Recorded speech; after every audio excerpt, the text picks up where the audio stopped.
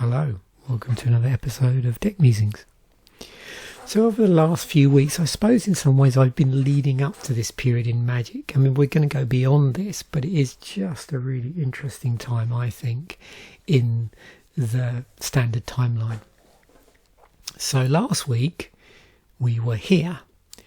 This week, we're here.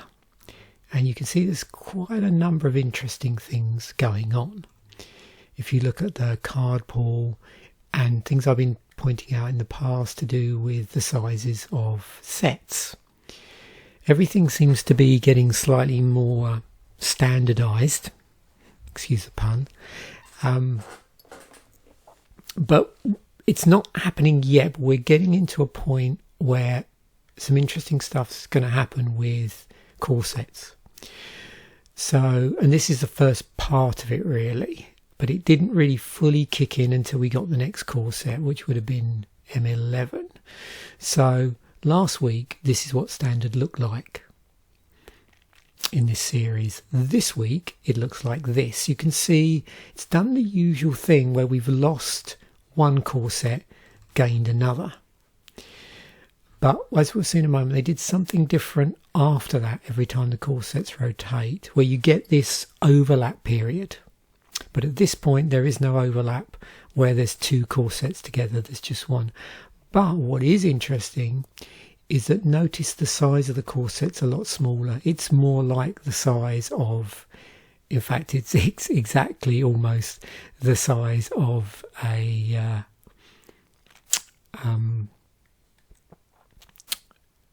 large set. And that way, here it's completely locked in.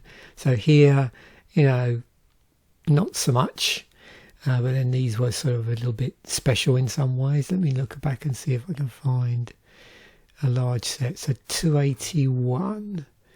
Are we getting close? I think. What do we got? 229. So you can see it was, coming down, but now, and this is what we're going to be talking about, or this is the standard we're going to be talking about next week. But you can see now we've got much more alignment with how big a large set should be, how big a small set should be, those sort of things. Gives you much better indication as well, much clearer. You can see where, if you're drafting, it's probably going to be the large set and some packs from the small set versus the whole of the set. But we'll save that for the future weeks rather than spoil anything now. Let's go back to here. So, a number of changes going on that I wanted to talk about before we move on to the deck. So you can see here it says, at that time, 10th edition will rotate out of standard all Magic core sets released upon core set 2010 will be legal in standard format for approximately 15 months. So how does that happen? Well, it's all part and parcel of this deck construction rule. And deck construction rules basically tell you how many of a certain card you can play and what sets you can use in a particular format, amongst other things. So it says, beginning with the Magic 2010 core sets, all sets will be legal in standard immediately upon release. Standard decks can be composed of cards from the most recent core set and all sets from the two most recent blocks of expansions. However, recent two core sets will be used in between core set and autumn expansion release. So there was this interesting period between a core set being released and the autumn expansion release. So that's the next set in the next block, the first set in the next block, where there's actually two core sets together. And then it says each rotation will rotate out the oldest block and the previous year's core set. They disappear. Now, it's not going to happen in this because we're still living, or we've just had an old style core set go out, 10th edition. But the new style, where they're 50-50 new cards, very roughly, and old cards, once we get up to M11, then we see that sort of thing going on. I thought I'd just flag it up now in preparation. Also some rules changes. Combat damage no longer uses a stack. Attacker announces an order for assigning damage to multiple blockers. Your mana pool empties at the end of each step. No more mana burn. And also in that period we've got a number of nationals. So Spain, Australia and Japan, beginning July the 18th, so right after the set release of M10, and this bit where we've got the old core set going out, 10th edition, new one coming in. So we have, in terms of like if you look at this, in terms of the non-core stuff, it's the same sets. Lorwyn, Morningtide, Shadowmoor, Eventide, Shards of Alara, Conflux, Alara Reborn. Here you can see the same. But the difference is M10 here, 10th edition there.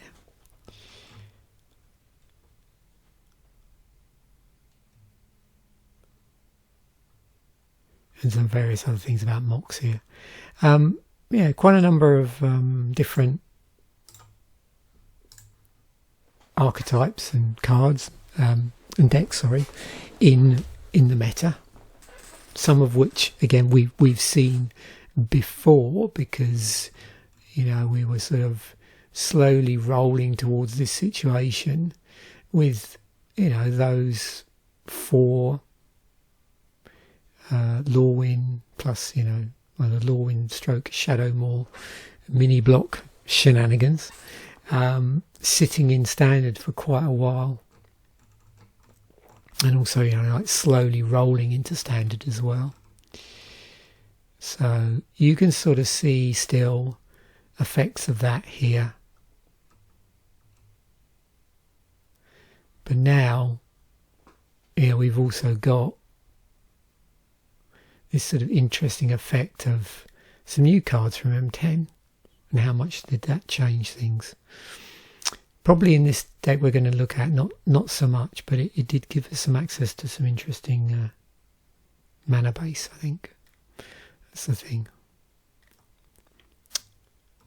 Yeah, but just look at the difference there when we get on to the next episode. No doubt we'll be talking about worlds. Okay, so what we're going to look at, well, Japanese Nationals 2009, 19th of July 2009, Elfball deck. So I'm not going to look at the winning deck, because I did want to look at an Elfball deck. So what did the Elfball deck look like?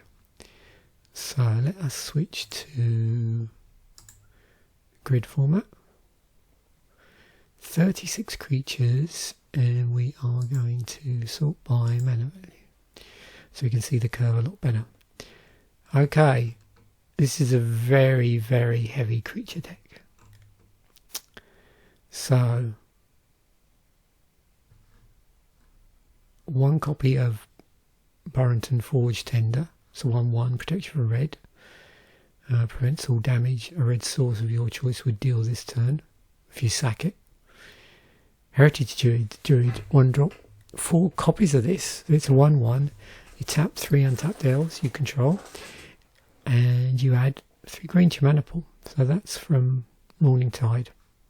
So we have Lorwyn, Morningtide, Llanowar Elves from M10. Now let me just check something, because was it the case that this was not only in M10, was it anything previous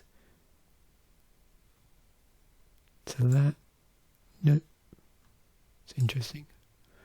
Oh, it doesn't put these by order, actually. Oh, yeah. So 10th edition version would have come out. Yep. So there's nothing I know in here, and I can't remember which one it is. There is one card which it's in 2 sets in standard, so you can pull it either way out. Nettle Sentinel, 4 copies. Oh, Llanowar Elves. Before I move on, Llanowar Elves, if you're not familiar with it, I'm sure you are. Single green, 1/1, tap 8 green to your mana pool.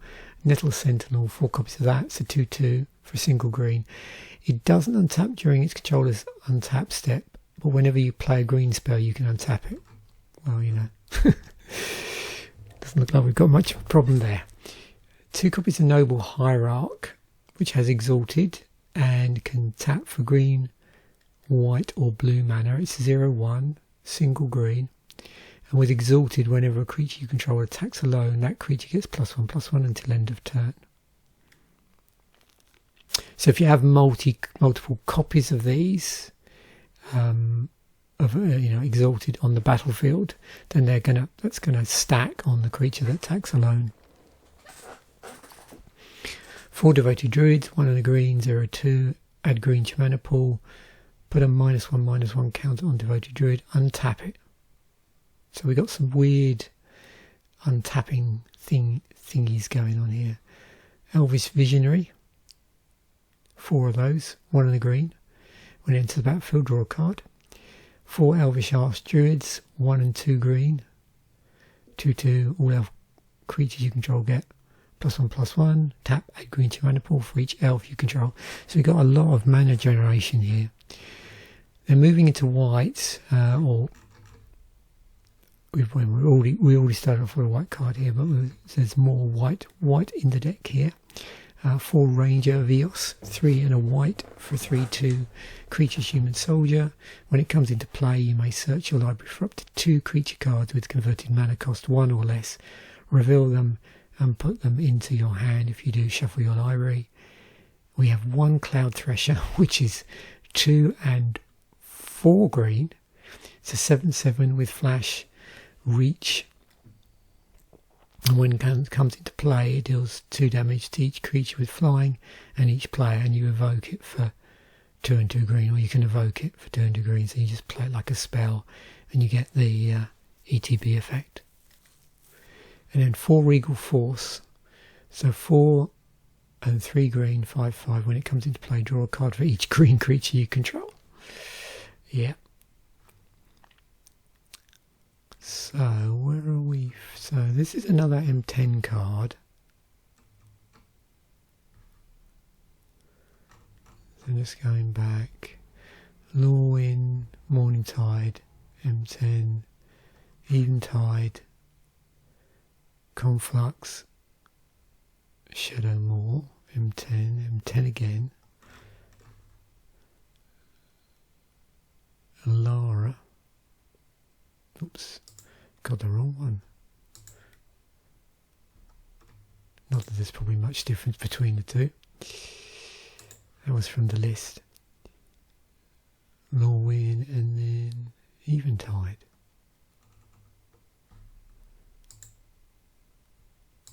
So I'm just checking to see where Elvish Visionary was from. Yeah, that was the one. So that's from Shards as well. So yeah, either or. Just put the M10 one in. 20 land, 8 forests, 3 Mosswort Bridge. So this is still lurking around from Lorwyn. It's got Hideaway on it, so that's where it comes into play tapped. When it does, look at the top 4 cards of your library, remove one from the game face down, then put the rest on the bottom of your library. You can tap it for green mana, but notice it does come into play tapped. So you've got to wait a turn, unless there's, I don't know in here if there's a way of untapping it. I don't think there is. And then green tap, you may play the removed card without paying its mana cost if creatures you control have total power 10 or greater. This is interesting. So this is from M10, Sunpetal Grove. It's a dual land, and it enters the battlefield tapped unless you control a forest or a plains. So here, yeah, we're only playing cards where they have a type of forest on them. We've got Windbrisk Heights, which is another hideaway card. It's the white one on this one. For white and tap, you may play the removed card without paying its mana cost if you attacked with 3 or more creatures this turn. And then we've got this Wooded Bastion card, which is these interesting filter lands from, in this case, Shadowmoor. Tap, add colourless to your mana pool. So you can generate mana from this, albeit colourless from the get-go. And then you can do this interesting thing where you can either take green or white mana and turn it into either double green, green white, or double white. We have a sorcery in the deck, which is Primal Command. 3 and 2 green, choose 2, target player gains 7 life, or put target non-creature permanent on top of its owner's library, or target player shuffles his or her graveyard into his or her library, or search your library for a creature card, reveal it, put it into your hand and shuffle your library. So modal spell. And then a sideboard, 15 card sideboard. So there's another 3 copies of Burrenton Forge-Tender in here. We've got 2 Guttural Responses. So it's a red-green spell, hybrid spell. Counter target blue instant spell. 3 Paths to Exile. Remove target creature from the game. Its controller may search his or her library for a basic land card, then put that card into play tapped, then shuffle his or her library. We've got Qasali Pridemage, green-white. It's from Alara Reborn. I don't know if this is the only Alara Reborn card in here. I think that is the case. Yep. Exalted, 2/2, 1, sacrifice it, and destroy target artifact or enchantment. 4 copies of Great Sable Stag, also from M10. It can't be countered. It's a 3/3 for 3, 1 and 2 green, and it has protection from blue and from black. And then Oversoul of the Dusk is in here. So interesting casting here. So we've got this 5 green-white hybrid going on. It's a 5/5. Gives you protection, or has, sorry, so gives you, but the creature has protection from blue, from black, and from red. So with these, as is the case with certain or many sideboards, dealing with certain threats, I don't believe, there's nothing in here to make this what a so-called transformational sideboard, where you turn a deck from one way of working to another. Not that I can see off the top of my head, and just by looking at this, it looks is the stuff here to deal with specific threats. I'm not sure here. I don't know how common. You can see this is the top 8, and difficult to know how much they would have known with the.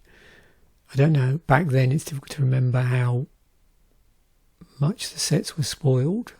I mean, I suppose they must have been.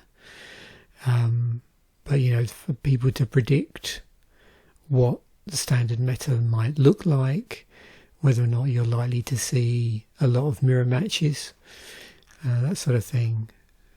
Obviously, I imagine, say obviously, but I imagine that with going from previous sets coming in and the pull seemingly of that, those 2 mini blocks,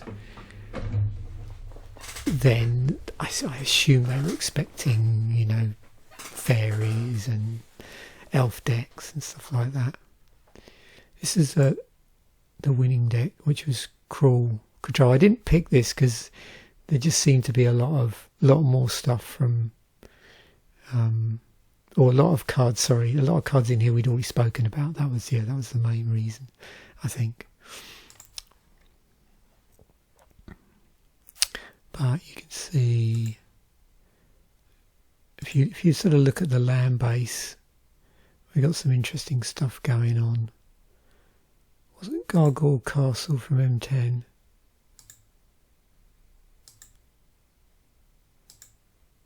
Yeah. There's a couple of Elfball decks. I could have picked either here. Really.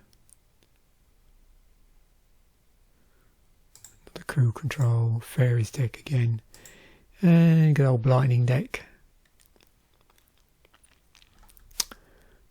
Right, let's dive in. So although we've got access to white through the dual lands, and the filter land. And well, yeah, and also the hideaways, actually. These are the only basic lands that are being used in here. So I've got them, not surprisingly, from M10. And I think you know how much I do enjoy looking at core set arcs. It's always interesting to see what crops up.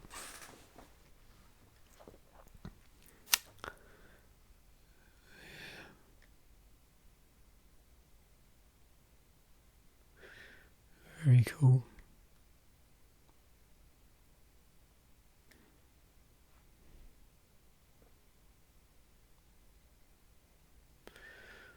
And so I've just had a thought. I wonder if I should.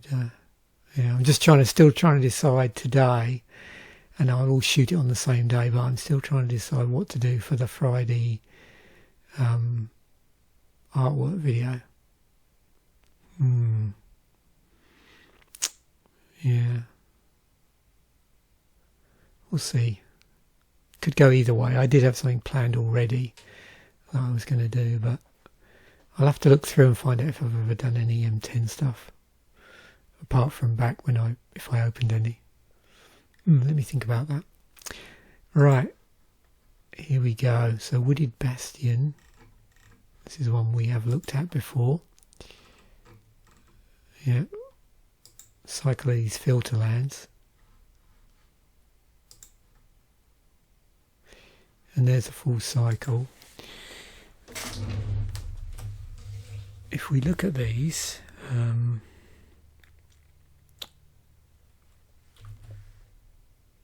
it's interesting.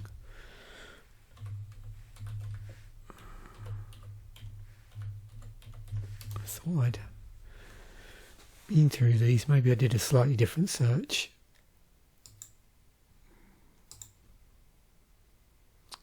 So yeah, it's easier to see now how this works out if I do that. Ascending. Oh, I forgot about that. Yeah, okay, so this is a little weird. Yeah, of course, I didn't even realise.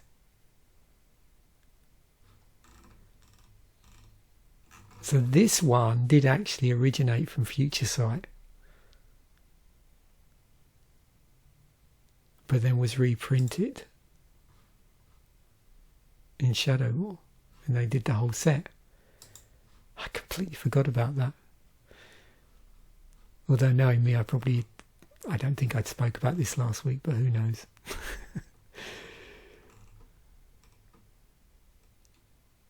With these, the trouble is I tend to just shoot them and forget them.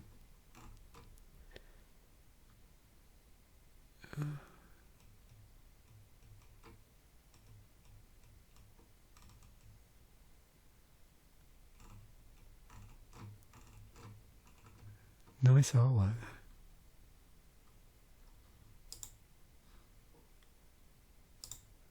Yeah, that's what the Shadow War one looks like.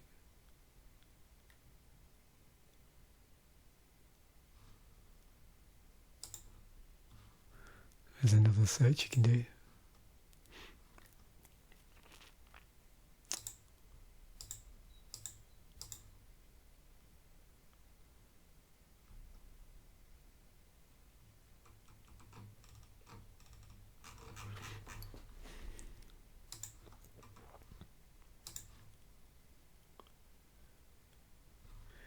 And yeah, mana filtering, it's a thing. I mean,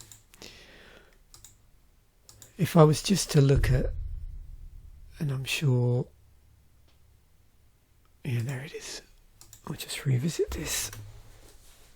Yeah. Yeah, we've been here before, haven't we?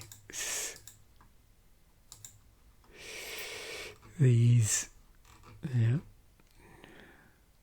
Oh yeah, these ones, interesting, weren't they? So, in some ways, this is almost like round the other way for these, where you're getting, for the other colours, you can put in 2 for 1. But I'm assuming, if I look at this must have been the first cycle where you actually got more out than you put in. These ones from Odyssey.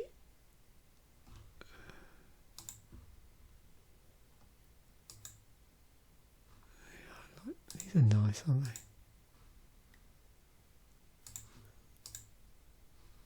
They're not stupidly expensive. Only what? I think there's only one there around just getting above $3. So I would that would be quite a nice little cycle to buy. Okay.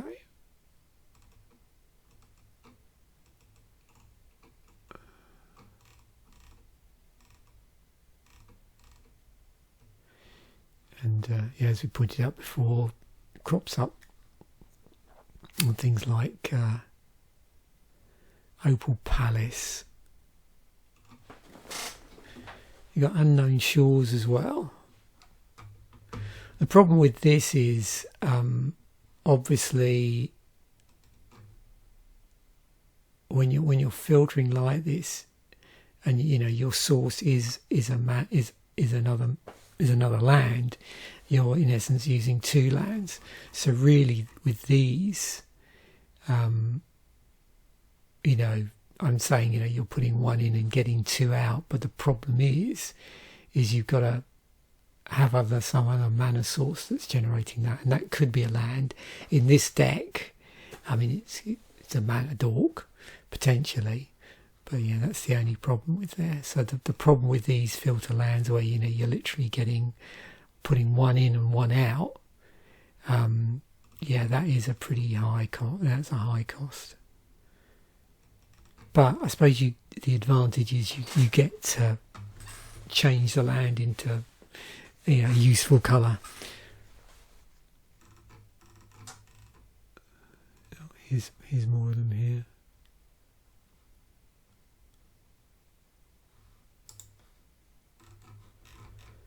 But this style of one, yep.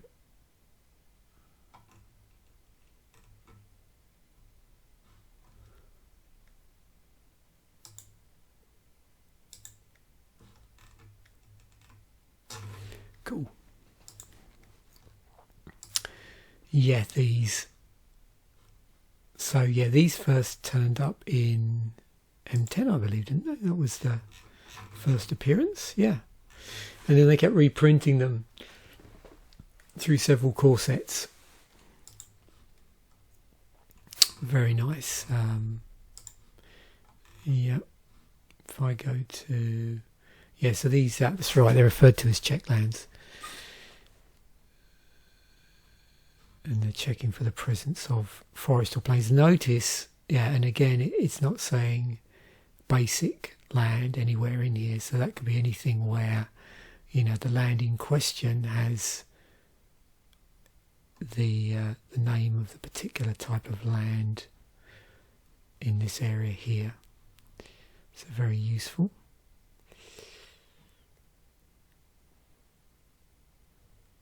Not surprisingly, it's better than Elfin Palace.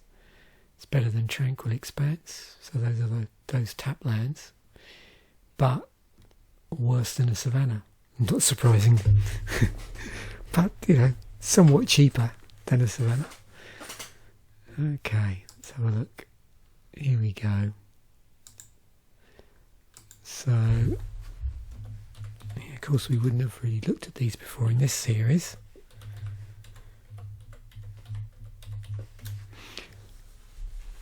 Except as a follow-on from something else, of course. Okay, there we go. So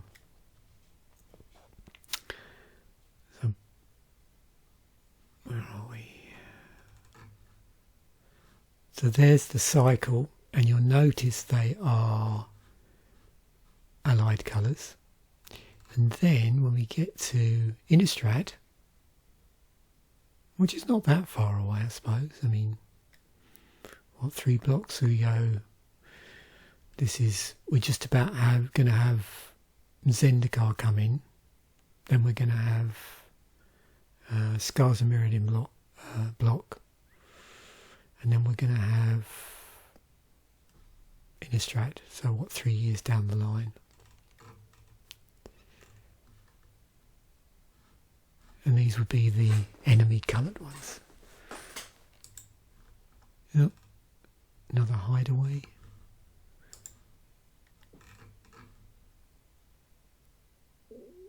Yeah.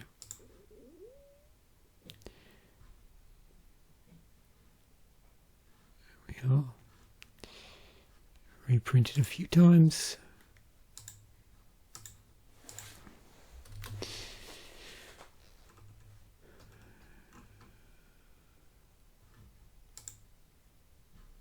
Another nice set here.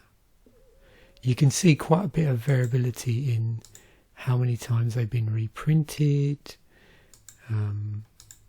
what they've been reprinted as, in terms of the artwork.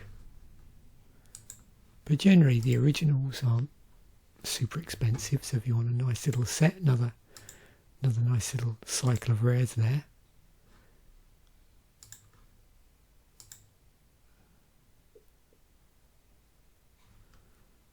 Free cast another.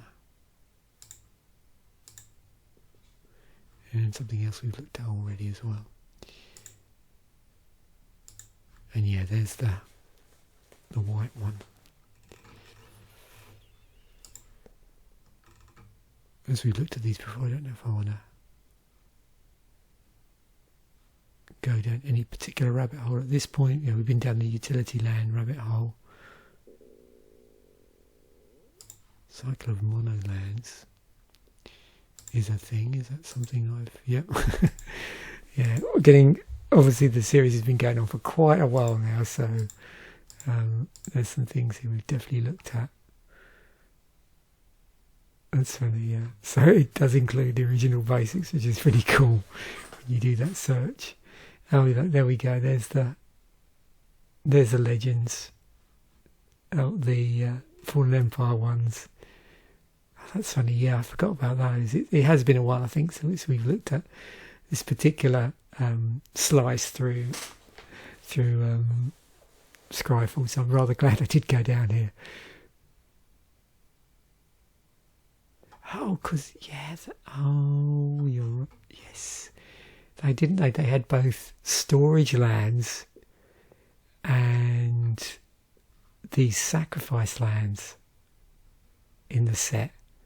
Oh, that's funny. So the storage lands were at rare. What about the sack lands? They were uncommon.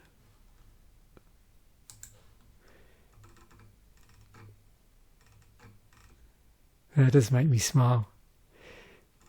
Oh yeah,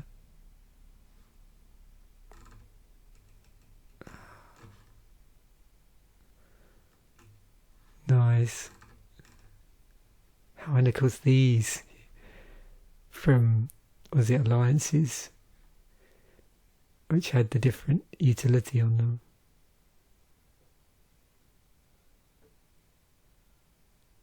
But you had to sack them. Wow. Oh, there's Lake of the Dead. How much is that now? Wow.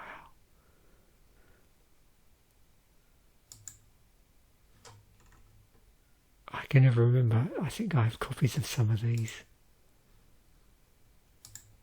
Possibly.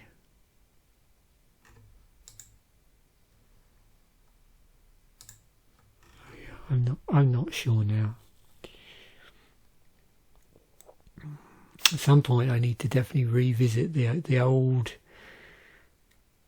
EDH toolbox that I started way back and just put to one side. We should see what's in there. That would be really fascinating, actually.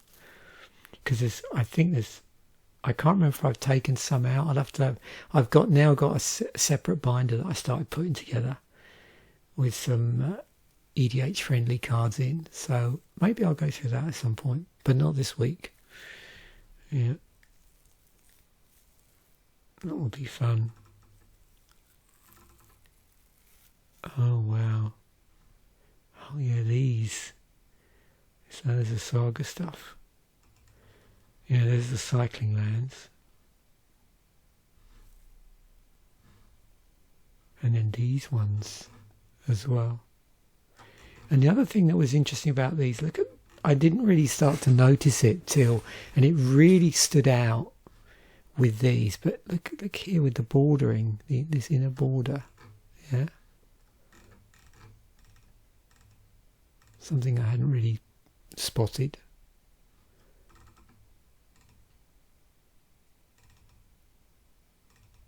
And several of these we've been through, haven't we, I think.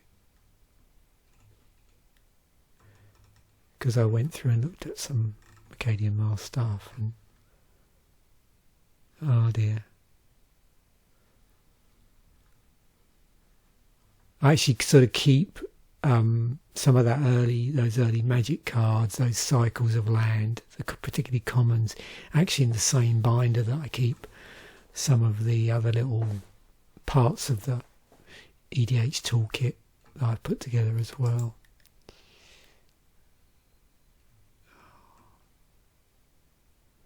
Oh, I'm glad I went down this rabbit hole. So this was Cycle of Mono Lands, if you're curious.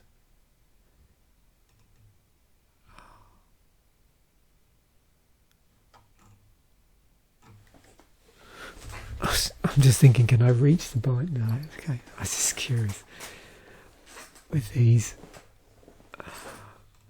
Oh yeah, this lot. And the artifact lands. Oh, look at that. Oh yeah. Future site. Hideaways, which is actually what we're talking about here.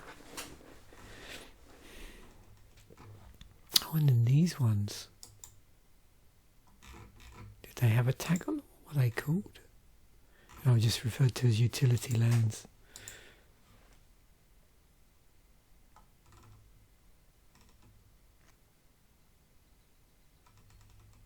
I don't know if you're the same as me or not, but sometimes I just completely forget about some of the uncommon cycles of lands. And that's mainly because historically when I've tracked down cycle of lands, because they were more reasonable in price, I tended to go for commons.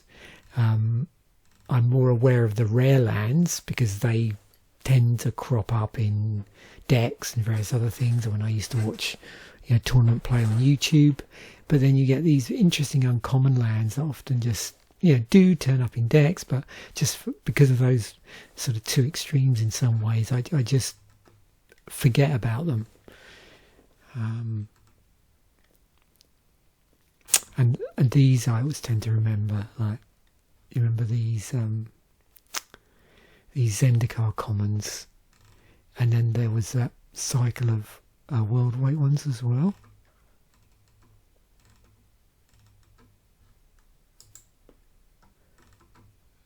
Deserts, yeah. Well, there's loads of those, wasn't there? Oh wow.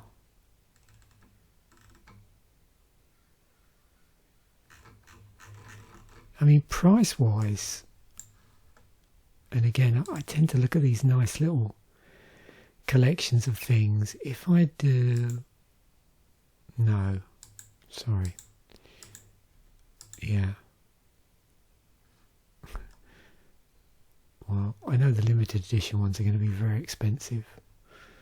But if I actually do this by price... Okay, so Gaia's Cradle, not surprisingly. Oh yeah, so the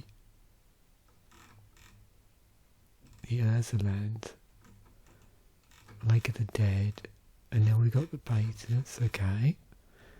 Right. Axion Tower. So, let me filter that out a bit more. If I do rare of uncommon. Okay, so Caracas was technically an uncommon. It is banned in Commander, by the way. Just saying. So the legend stuff. Yeah, so the older uncommon stuff is going to be expensive. Cephalid Colosseum. That's probably why I don't have that cycle. Yeah, it's some old stuff here.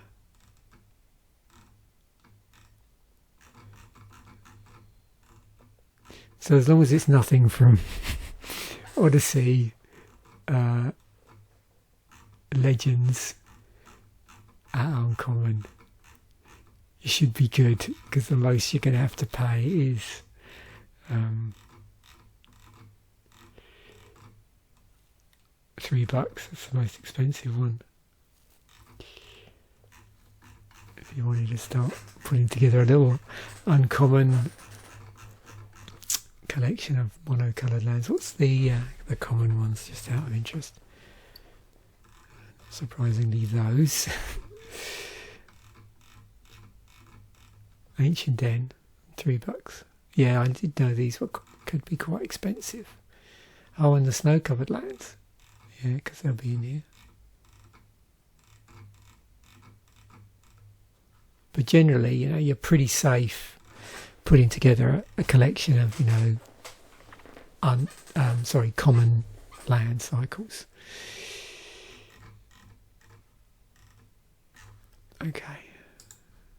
Primal Command. Yep, you can see they slightly changed the format. That happened. When did that happen? Modern Masters, I think. Oh, and there was a promo. Oh, and in the dual decks as well. Wow. Okay.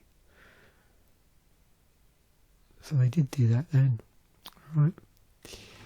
And we did look at this probably last week, actually. This is this Cycle of Lorwyn stuff, which has been reprinted a few times. Yeah, you can see that. Definitely. So, just trying to think, do I have anything new to say about this? Let's have a look at these, because this is an interesting route to go down.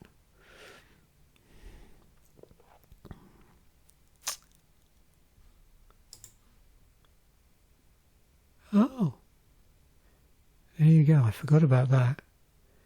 Modal spells where you pick 2 options out of 4. Okay. Well then.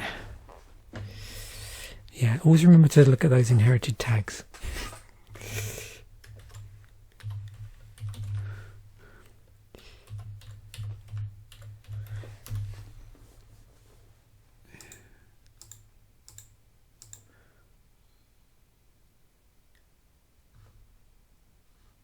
Commands, yeah. Focus commands. Very cryptic command, this lot. And then these. But not all of them are actually, because originally I was just going to look for commands. That crossed my mind, but not all commands are called commands.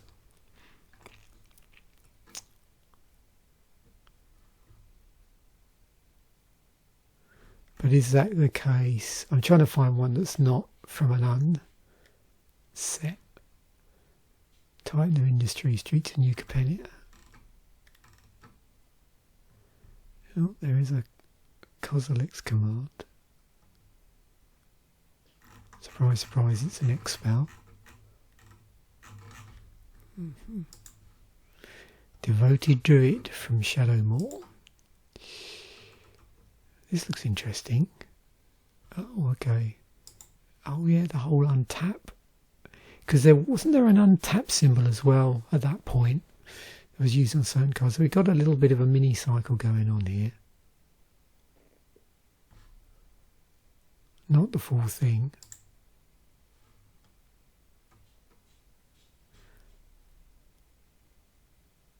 And does this just apply to things that gain?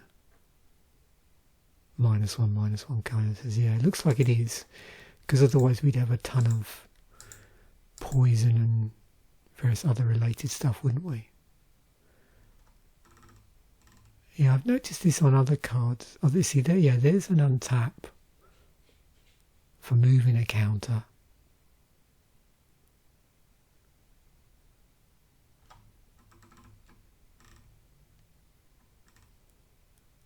Oh, yeah, these are pretty weird. Pretty scary looking elementals around that time. Right, let's just do this properly, because I didn't put it in the first printing filter. Oh yes, rated Skillion.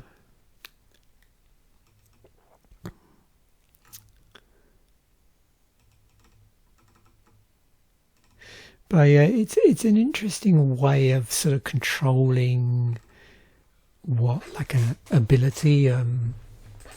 Yeah, so or opening up something, or being able to, like in this case, you see here we've got ones that'll untap. Yeah, so stuff to untap. There are ones here as when you sort of use it to do something else, you put the -1/-1 counter on. So interesting to see the different way that's done and what it's used for. You know, what is that -1/-1 counter doing for you? So here you've got this persist business.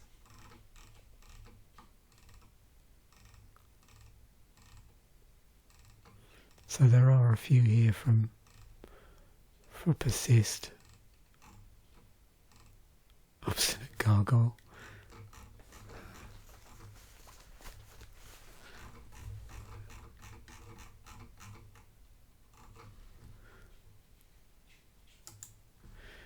Oh, Elvish Archdruid.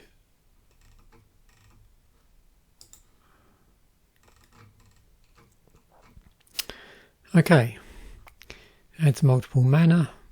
It's a mana dork, tribal elf. Similar to Priest of Titania. Oh yeah, that's right. It's a lord. And there we go. So they are the ones from M10. But as you can see here, they have been reprinted in other sets. Printing.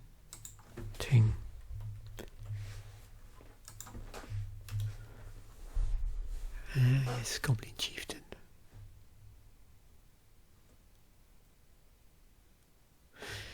We will have a look at that in a moment because I think that's quite useful to see. So if we just do this by colour.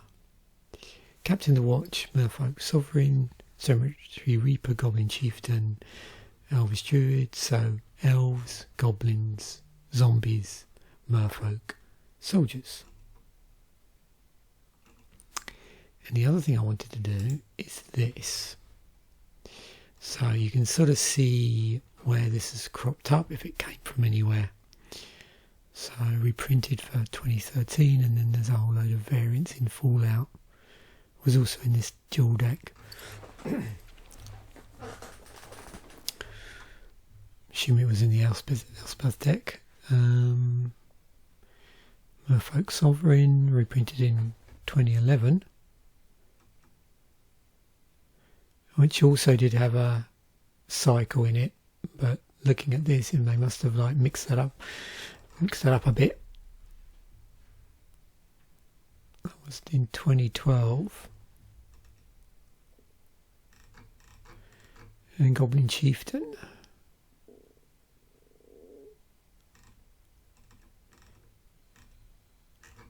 So here, for these, all roads seem to lead back to 2010. I think normally you'll see stuff underneath that if it was the case.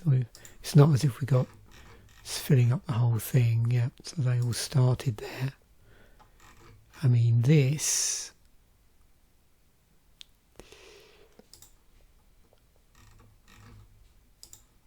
What is this closest to? It doesn't really say.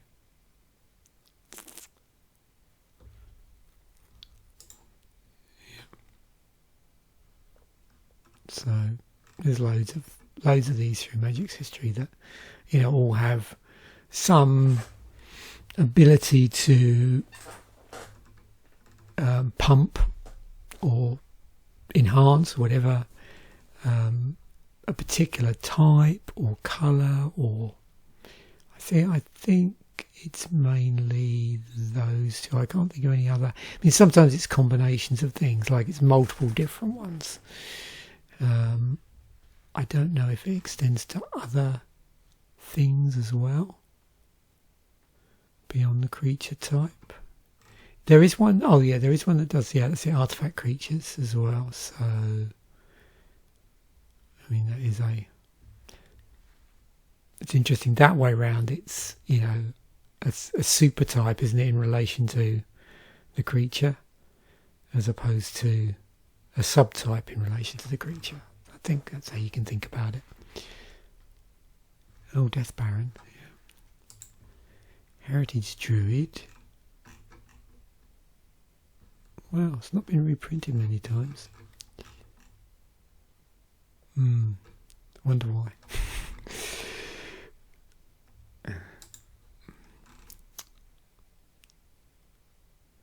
Mana Dork adds multiple mana. Something else I'm sure we have explored. If we just keep it to maybe creatures. Whoops. If indeed I can actually spell creatures correctly. And remove the S, of course. Okay.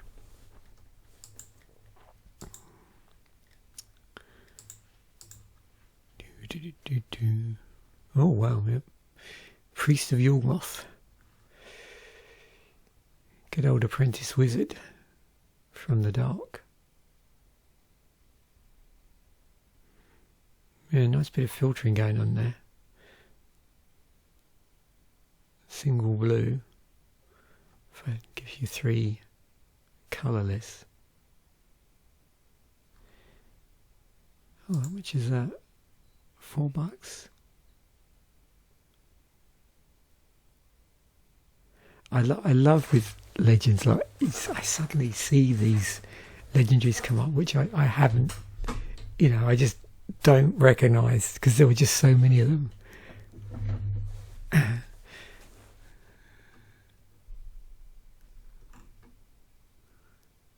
4/5 generates colourless mana. What could go wrong? What deck does that crop up in?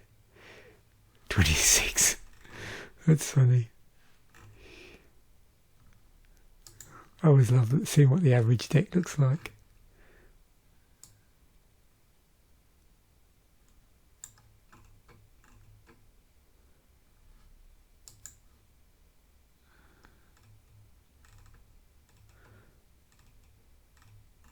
What is it mainly? So we're playing what? Red-green. So what's that going to be? What? Red-green mana ramp, I suppose? Yeah.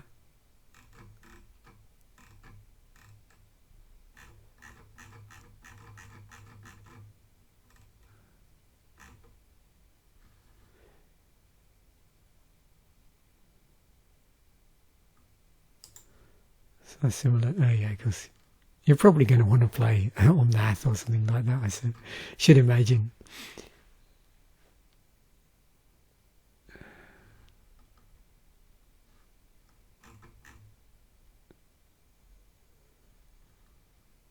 It makes me think of, what is it? Is it Boris Devilborn?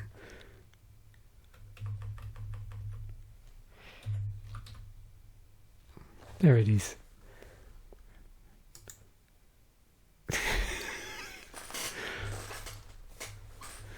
This is amusing. Although I think it's pretty.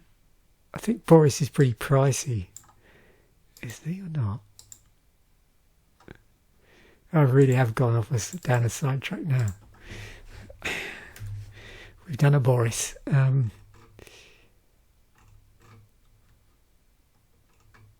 Oh, Devil Boon. Sorry, not Devil Born. $35.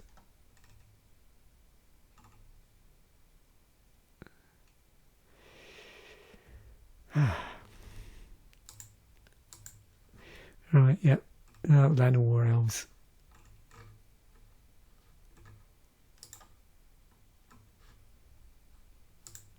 Everywhere.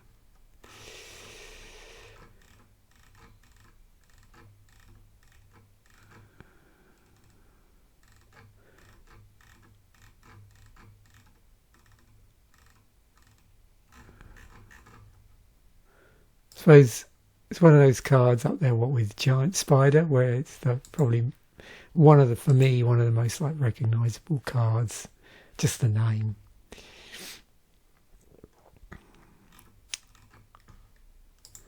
I suspect we're going to see the usual tags. Yeah. There is an identical token for this as well. Cycle Spell Shaper from Future Sight. Mana Producer, yeah, I think all of these we've looked at in some capacity.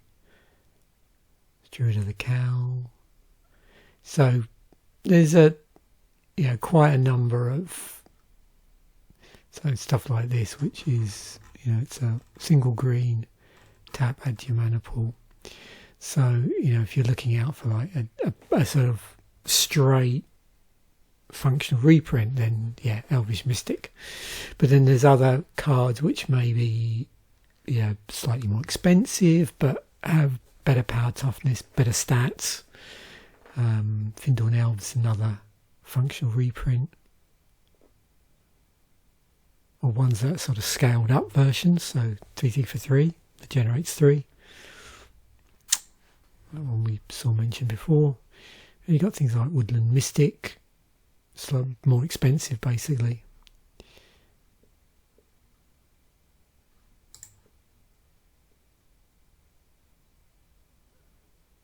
There's a Cycle of Spell Shapers from Future Sight. Yeah, so there's there's a link between these cards and what was going on in Future Sight. I've also seen other cycles where, it's the best way to say this, they maybe take the ability on a creature and then reproduce it as like an instant or a sorcery, or vice versa. They take an ability from a spell and then they staple it onto a creature, those sort of things. So you get these loads of interesting sort of related cycles and various other things outside of the fact that it's just a cycle. It might be related to another cycle as well. So Regal Force. Card for each green creature you control. Okay, now we're talking. One of these sort of, what they call it, virtual vanilla. These creatures are really just vanilla after entering the battlefield. They may have an ETB. So you get French vanilla, where it's a card which is using keywords, and you get vanilla, which basically means it's just a straight, power toughness, nothing here in the rules text that would relate to any additional abilities or things that it can do. And then we have virtual vanilla, which is all about the fact that it can do something at one particular point, like enters the battlefield. But apart from that, to all intents and purposes, in combat it is just a vanilla creature.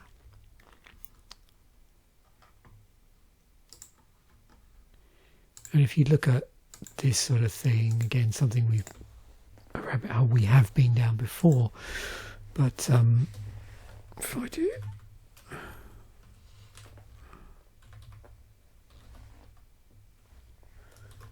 it looks like we've sliced through these.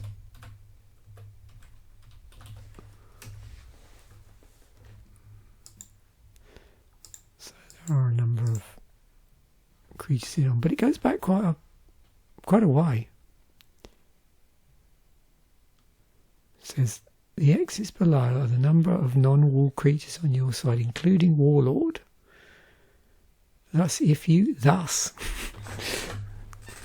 behold, verily, if you have 2 other non-wall creatures, Warlord is 3/3. If one of those creatures is killed during your turn, Warlord immediately becomes 2/2. So how have they errated that? Okay, keeping it simple. Killed in Warlord's power and toughness is equal to the number of non-wall creatures you control. There we go. 144. But if you're prepare to poke up with a white border version. You can't get it in black border, but white border, then just a mere 18 cents there.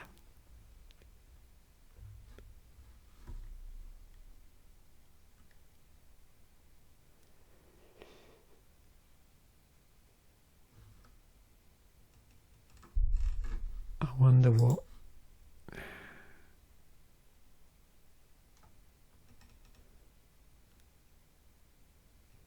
No. Balfour the Stout.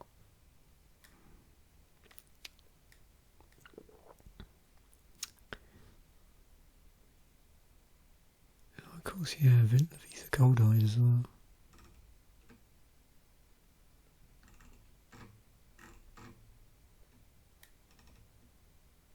I also used to really like how occasionally, before they started really ramping up the legends in Magic sets again, to the point, you know, where they were printing them up uncommon and, you know, whatever.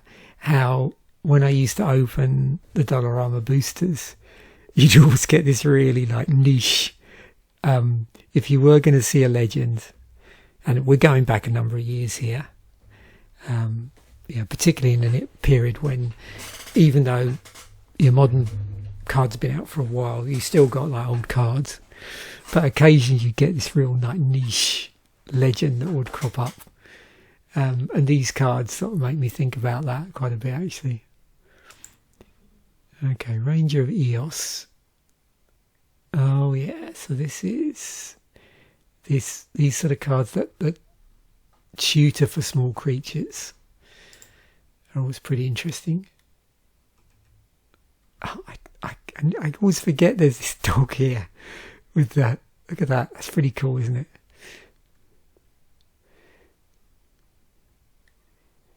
It's got like, that is a serious battle jacket, you know. That's the real deal.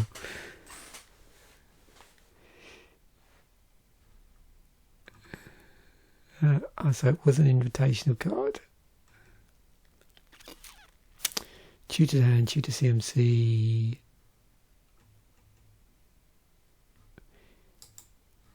Yeah, there's quite a number. Oops, how did I end up with Tutor Dragon? That was not what I was intending to do.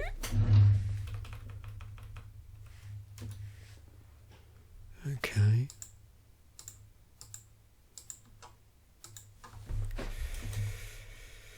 Type.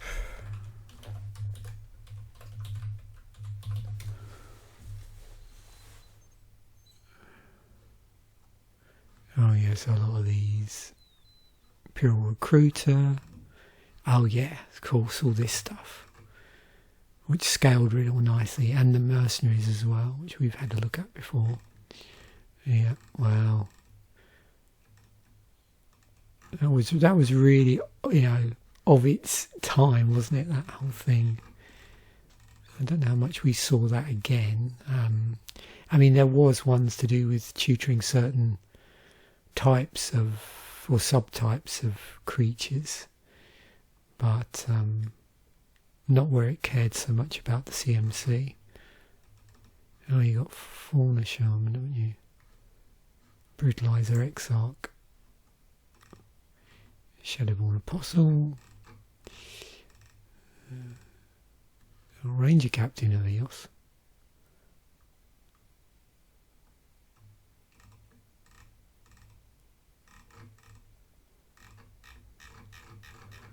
Yep.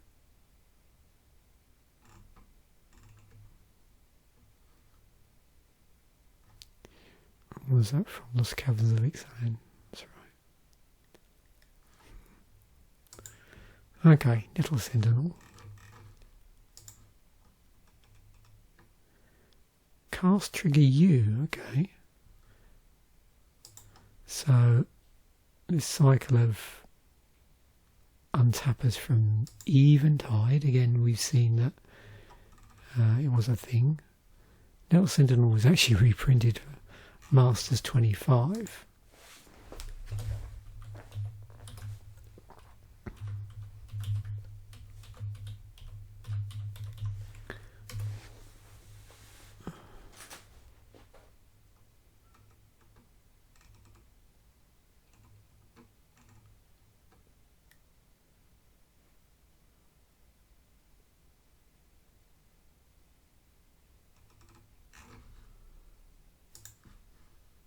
Just trying to think what else I wanted to look at here actually.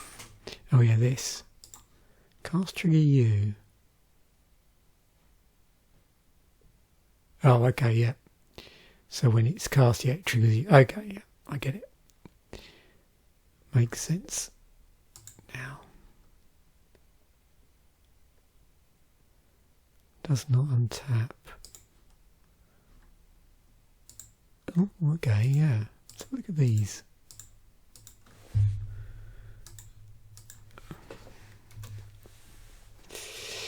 Good old Basalt Monolith. Yeah, Monolith. Mana Vault. Time Vault. Yeah, you remember this? 9 for 9. Leviathan. Mercury Beret, which the reason why it doesn't untap is it's a mechanism by which it can gain control of a target creature. So as long as it's tapped, you've got control of it.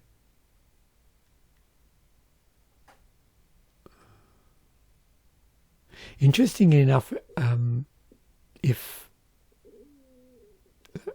Mariki, I think that's how I should have said it, Mariki leaves play or becomes untapped, the creature actually ends up in the can't be regenerated, which is interesting.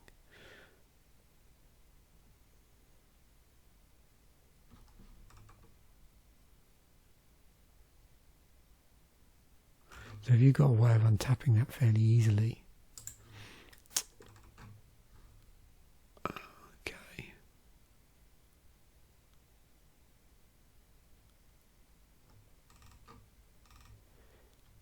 Grim Monolith.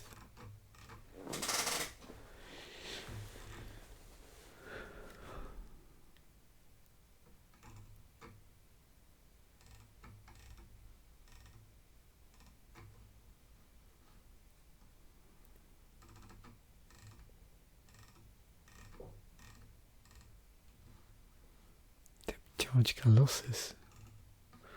Yeah, not something they play around with that much, really.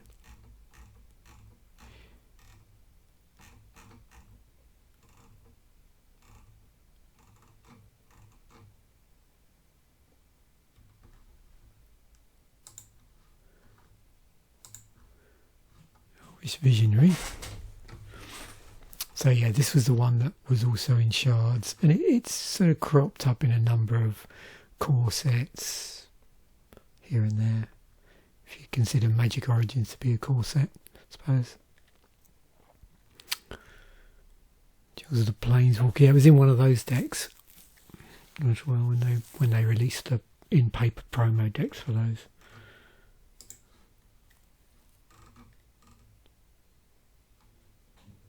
Elvish Doomsayer, it's a mirror of that. Silvergill Adept. It's a blue one. Mortani's Acolyte, which has Echo on it. And whatever that is. The Lost.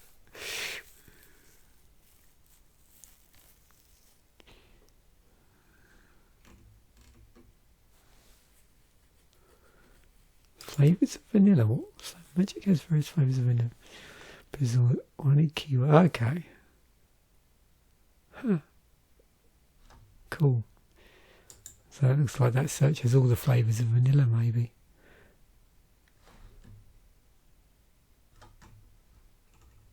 Yeah, always interesting to see how green manages card advantage.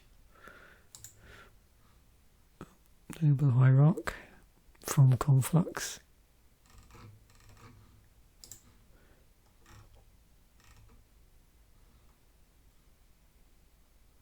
Mirrors Noble Hierarch, which is the black, red, green one with Exalted. Yeah, we'll see a Mana Dork. So yeah, Exalted, bit of a thing.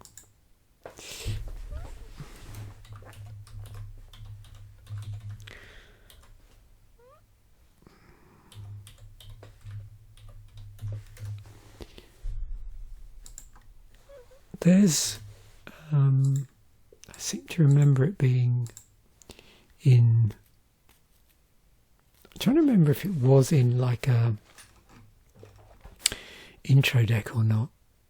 I mean, it was part of Shards of Alara. So what's that? White, blue, green.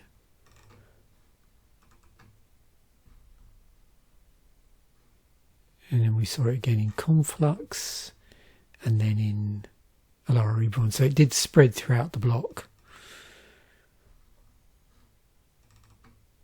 And I'm trying to remember if one of the decks, one of the intro decks from one of the sets in that block was an Exalted deck. I'm assuming it must have been. But wasn't there, what I'm thinking, wasn't there an M13, what did they even call those? So they were theme decks, and then they became intro decks, intro decks. So I'm assuming, I think there was an M13 Exalted intro deck, but again, I could be wrong.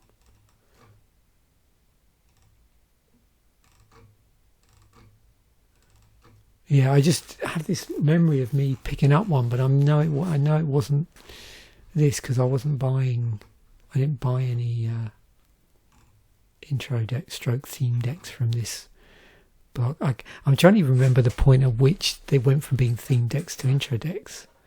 Was it when they moved into Shards? Because wasn't it Shards where they first went down to 40 cards for sets, where they'd only used 40 cards prior to that for theme decks that were from the core sets? I think that's right.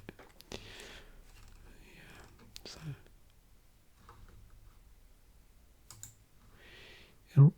Burrenton Forge-Tender, which is in the main deck and in the sideboard. So yeah, protection for red, and you can sack it to prevent all damage a red source of your choice would deal this turn. So pretty cool.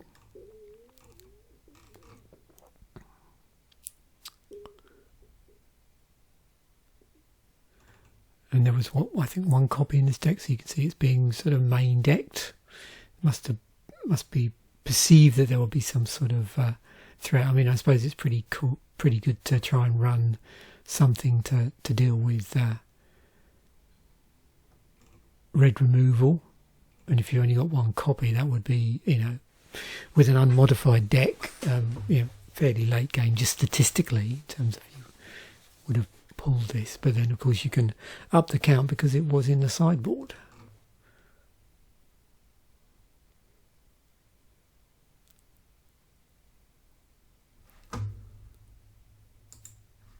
Okay, Cloudthresher. One of many elementals from that period in Magic. So yeah, it's got a hurricane on it.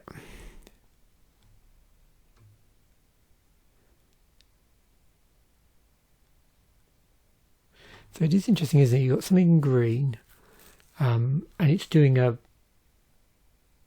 burn. But it's conditional on the creatures are flying. So yeah, that's what Hurricane does. And this is really cool utility that you can evoke it and just have the spell effect. Or if you want to have the big 7/7 creature, then you can fork out for that and get the effect as well. So pretty cool.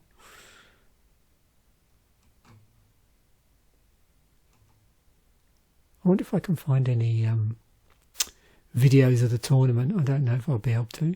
Been interesting to see how this deck played out at that level. Great Sable Stag. Never been reprinted. I'm trying to remember if this was a fairly common sideboard card at the time if you were playing green. Has protection from blue and from black, So it can't be blocked, targeted, dealt damage, or enchanted by anything blue or black. So that takes out quite a bit of like counterspell stuff, black removal. Yeah.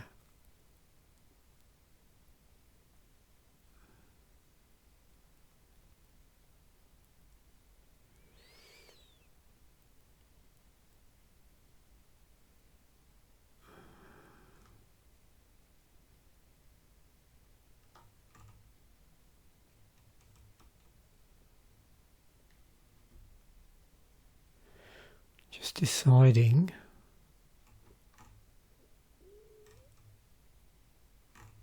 what to do here actually.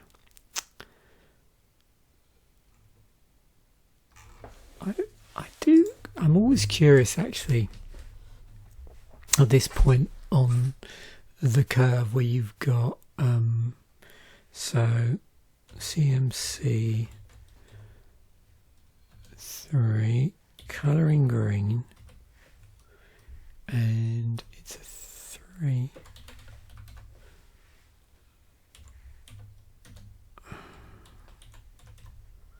So these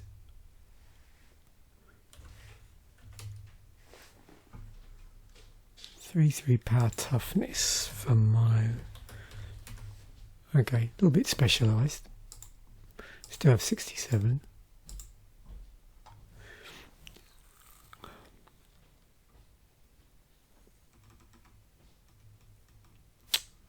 Yeah, Warfare Avenger. That's one that I remember. And yeah, this Witch Stalker. So blue or black. Yeah, that was the one that sprung to mind. I was trying to think of it, couldn't. And I knew it was a 3/3 for the 3. But I just have certain things that I remember in Magic, you know, like 3/3 for 3 with really interesting abilities on them. Now if we do, is there anything 3/3 in green for 2? And what is the downside?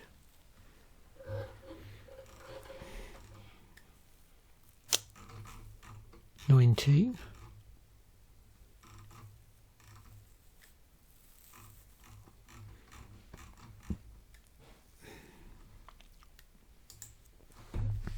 Is this even a thing? Yep.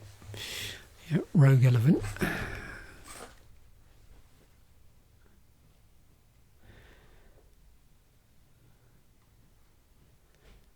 I think, you know, I like to sort of do this. It's just sort of, oops, not that, like ride the CMC on these. So, you know, you pick a power toughness that's quite specific with other things as well.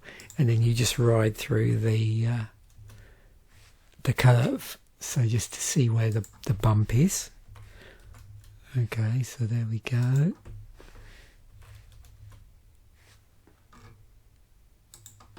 So there we go. So was it 4 is where we're getting the peak of them. Oops. 6.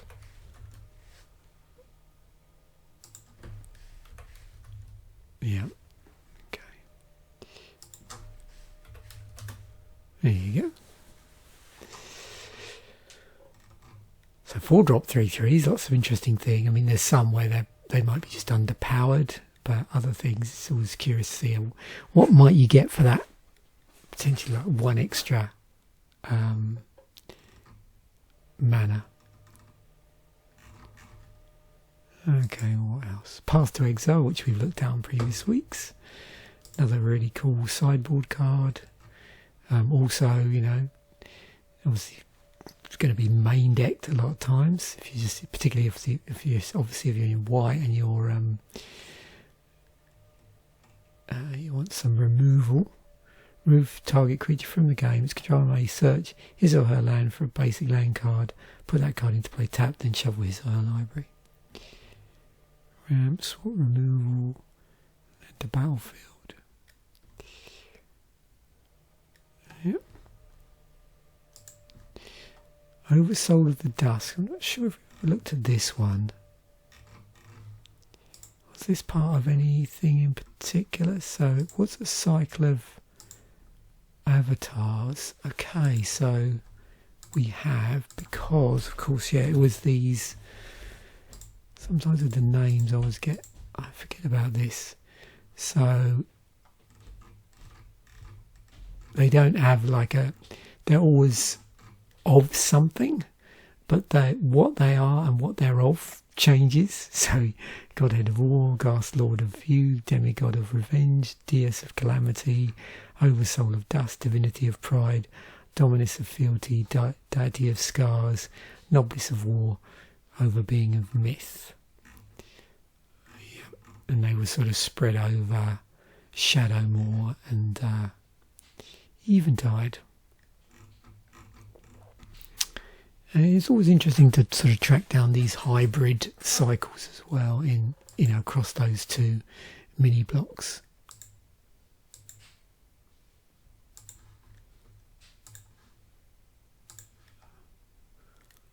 Yep, unique mana cost. What have we got? Guttural Response. Yeah, this is a card I don't think I've ever seen that much, but we'll see.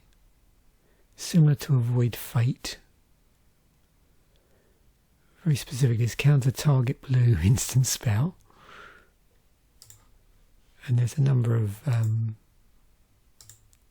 spells that will target instants. But compared to other things, not that many. Only 28.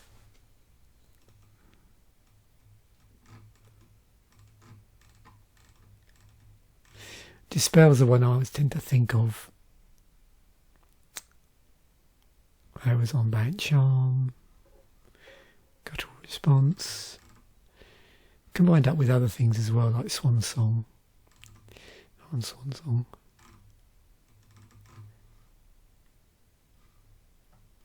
Yeah, but some of it on blue cards, but other things, you know, and other colours as well.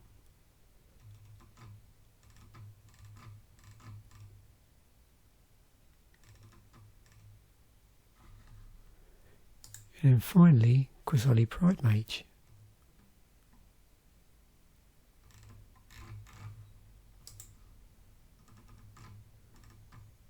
Bear with set mechanic.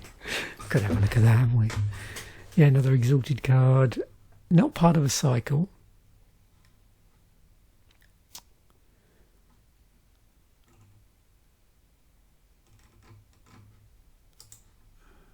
No, 239. Bears with a set mechanic.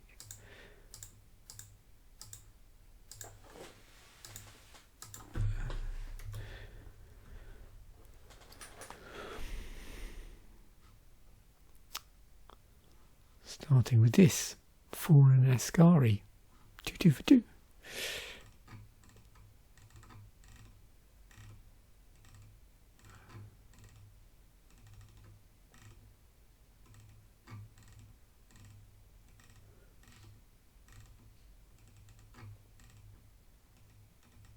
Oh, there's Nest Invader. And then there's all these almost looks like this must be a cycle. Maybe I don't see a black one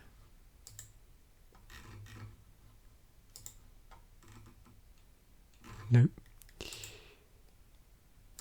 But they came close.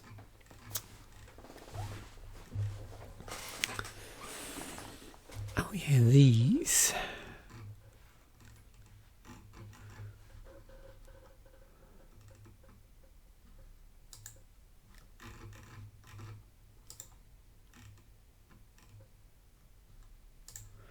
So yeah, there was a cycle of 2 colour Guild Mages.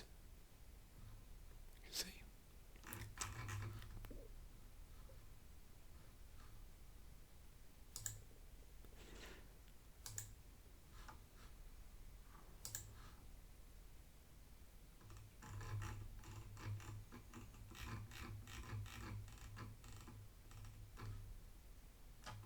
Did I do something wrong here? Because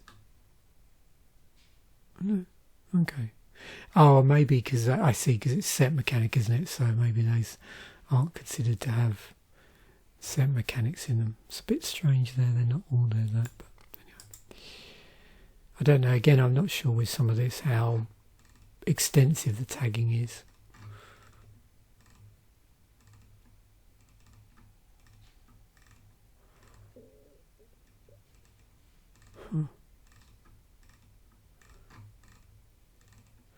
Well, lots of stuff to play around with. Is this another cycle? Nope.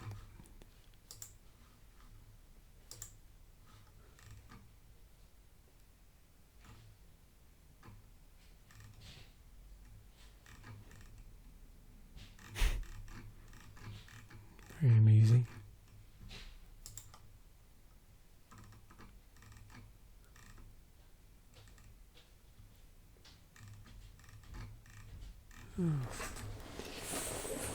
Wow.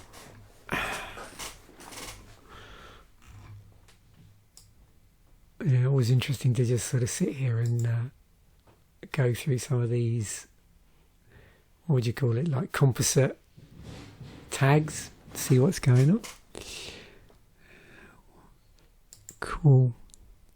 So there we have it. I think I'm going to stop there for the moment, and hopefully you enjoyed that. I really enjoyed going through and looking at some of these combinations, I suppose, of cards that were really leveraging that particular meta at that point, where you have this introduction of the first core set that had 50-50 split, and the way though some of those cards were like overlapping with themes from the earlier, well, the block, a couple from that really, I suppose. So thanks once again for watching. Bye for now, and I will catch you in a future episode.